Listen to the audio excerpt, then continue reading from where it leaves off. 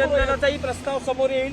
काय तुम्ही सांगाल, लोकसभा निवडणुकीनंतर पहिल्यांदा एनडीएच्या बैठकीला उपस्थित आहात. लोकसभेनंतर जे निकाल लागले त्यामुळे मोदीजी आणि एनडीए सरकार स्थापन करणार आहे मोदीजींच्या नेतृत्वाखाली. त्यामुळे मी मोदीजींचं मनापासून अभिनंदन करतो, त्यांना धन्यवाद देतो. खरं म्हणजे शिवसेना आणि भारतीय जनता पक्ष हे वैचारिक एक सेम आयडिओलॉजीवाले पक्ष आहेत आणि त्यामुळे आम्ही 25 वर्षापासून सोबत आहोत आणि मोदीजींच्या नेतृत्वाखाली जे सरकार स्थापन होणार आहे त्यामध्ये मोदीजींना आमचं समर्थन पूर्ण आहे, पाठिंबा आहे आणि त्यामुळे मी त्यांना शुभेच्छाही देतो. सीएम साहेब, एनडीएला बहुमत आहे पण इंडिया अलायन्सही सरकार बनवण्याची तयारी करत आहे. आज इंडिया अलायन्सची बैठक आहे. आता म्हणतात ना, गिरे तो भी टांग ऊपर, तशातला प्रकार आहे. कारण त्यांनी अगोदर देखील म्हटलं होतं की एक मोदी द्वेषाने पछाडलेले लोक, मोदी हटाव, मोदी हटाव, मोदी हटाव, मोदी हराव, मोदी हराव, बाकी दुसरा काय अजेंडा त्यांच्याकडे नव्हता. पण मोदीजींकडे विकासाचा अजेंडा होता. आणि काही लोक म्हणाले आता मोदीजींना तडीपार करा, तडीपार करा. तर या देशातल्या जनतेने बोलणाऱ्यांना, इंडिया अलायन्सवाल्यांना सत्तेपासून रोखून त्यांनाच तडीपार केलेला आहे. त्यामुळे मोदीजींच्या विकासाला लोकांनी मतदान केलं आणि एनडीएचं मेजॉरिटी झालेली आहे. त्यामुळे मेजॉरिटी झालेली असताना तुम्ही सरकारची स्वप्न पाहणं म्हणजे मुंगेरी लाल की हसीन सपने पाहण्यासारखं आहे. त्यामुळे त्यांना त्यांचं लखलाभ हो. आम्ही एवढंच सांगतो, मोदीजींच्या नेतृत्वाखाली 10 वर्ष मोदीजींच्या सरकारने एनडीएने काम केलं आणि जे काम केलं त्या कामाच्या जोरावर या ठिकाणी लोकांनी त्यांना आशीर्वाद दिले. आता मिळालेली पुढची 5 वर्ष अधिक जोमाने, अधिक वेगाने मोदीजींच्या नेतृत्वाखाली एनडीए सरकार काम करेल.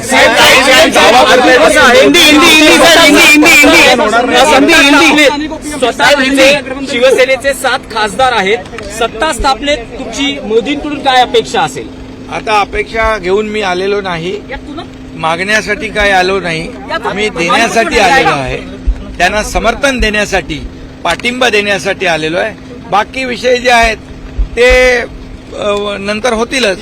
परंतु आज मी काही मागण्यासाठी नाही, त्या मोदीजींना पाठिंबा देण्यासाठी, समर्थन देण्यासाठी. दावा करणार आहेत का? उद्धव ठाकरेंनी असं म्हटलं आहे की इंडिया अलायन्सने सरकार स्थापनेचा दावा करायला हवा, असं काल पत्रकार परिषदेत मैंने कहा है कि मोदी जी को पूरी तरह जितनी मेजॉरिटी के लिए सांसद लगते हैं, संख्या लगती है, उतनी पूरी हो चुकी है, उससे ज्यादा है. और एनडीए की सरकार मोदी जी के नेतृत्व में बनेगी. उनका मैं अभिनंदन करता हूं और उनको आज मैं समर्थन देने यहाँ पर आया हूं, शुभकामनाएं देने आया हूं. और कहावत है, गिरे तो भी टांग ऊपर वाली. ऐसी बात है, जिनके पास आंकड़े नहीं है, जिनके पास मेजॉरिटी नहीं है, वो सरकार बनाने की बात करते हैं. ये तो मुंगेरी लाल के हसीन सपने हैं, ऐसा मैं कहता हूं. और निश्चित रूप से आपको इतना ही कहूंगा, 10 साल मोदी जी को जो मिले, 10 साल में जो उन्होंने इस देश का विकास किया है, देश का विकास, देश को बहुत ही ऊंचाई पर ले गए. उनके पास देश के विकास का एजेंडा था और सामने वाले जो थे विपक्ष वाले इंडिया अलायंस, उनको एक ही था, मोदी हटाओ, मोदी हटाओ, मोदी हराओ. ये ऐसे जो पीड़ित लोग थे, वो लोगों को, जो कई लोग कहते थे कि मोदी जी को तड़ीपार करो, तो तड़ीपार इस देश की जनता ने उनको किया है. सत्ता से रोककर जो बोलने वाले हैं उनको ही तड़ीपार कर दिया, उनकी जगह उनको दिखा दी है. महाराष्ट्राचे निकाल आले, महाराष्ट्राचे निकाल आले. महायुती महाविकास अवश्य त्यामध्ये संविधान बदलणार अशा प्रकारचा अपप्रचार करून, लोकांची दिशाभूल करून या ठिकाणी मतं मिळालेली आहेत.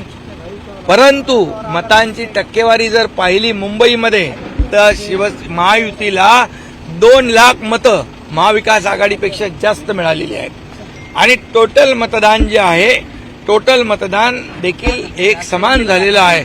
परंतु या ठिकाणी अपप्रचार गैरप्रचार संविधान बदलणार आणि घाबरवून एक दहशत निर्माण करून ही मतं मिळालेली आहेत. पण मूळ मतदार जो आहे शिवसेनेचा 19% 14.5% मतदार शिवसेनेचा आमच्या बरोबर आहे, राहिले 4.5% त्यांच्याकडे.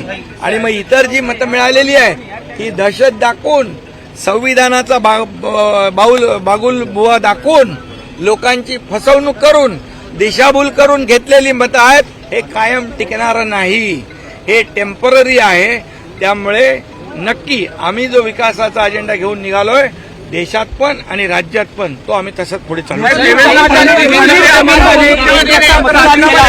मुस्लिम समाजाने एक गट मतदान महाविकास आघाडी आणि शिवसेनेने उभारण्याला केलेला आहे.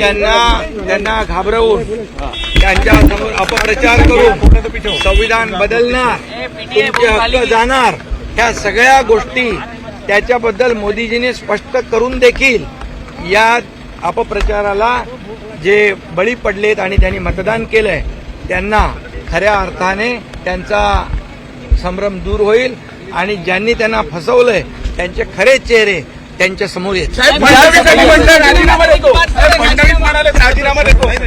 सर फडणवीस म्हणाले राजीनामा देतो.